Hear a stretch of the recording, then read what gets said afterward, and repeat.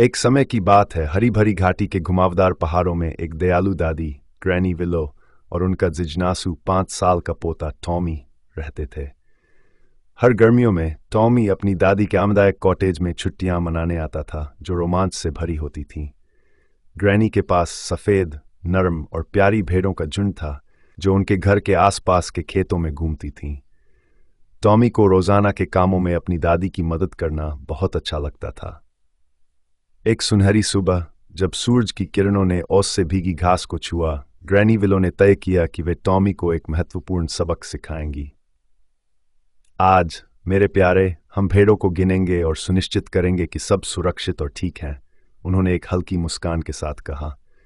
Tommy की आंखें उत्साह से चमक उठी और वह अपनी दादी के साथ रास्ते पर खुशी से कूदते हुए चलने लगा।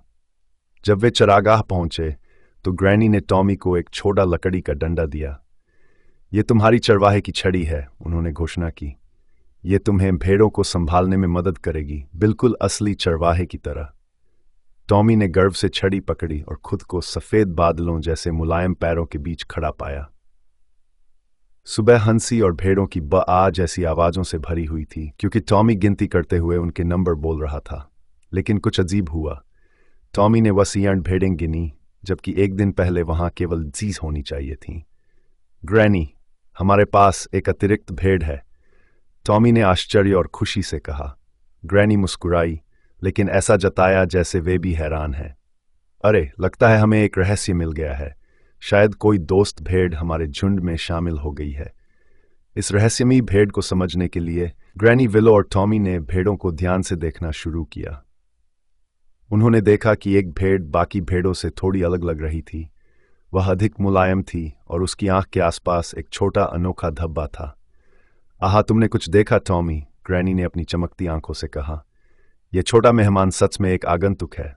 कभी कभी पड़ोस के खेत से भेड़ें खेलने आ जाती हैं। हमें सुनिश्चित करना होगा कि हमारा नया दोस्त यहाँ अच्छा समय बिताए और फिर उसे सुरक्षित वापस भेज दें। टॉमी आश्चर्यचकित था, यह सोचकर कि चरवाहा बनने का मतलब कितने आश्चर्यजनक अनुभव हो सकते हैं। शाम को ग्रैनी की मदद से उन्होंने उस मेहमान को उसके खेत तक पहुंचाया और सुनिश्चित किया कि वह सुरक्षित है। घर लौटते समय टॉमी ने अपने अंदर एक गहरी खुशी महसूस की। ग्रैनी, ये मेरी जिंदगी का सबसे अच्छा दिन था, उसने उनके करीब आकर कहा। ग्रैनी विलो ने उसे गले लगाते हुए कहा, और कल मेरे छोटे चरवाहे एक और रोमांचक दिन होगा। इसके बाद उन्होंने स्वादिष्ट रात का खाना खाया और ये सोचते हुए सो गए कि अगला दिन क्या नई खुशी लेकर आएगा।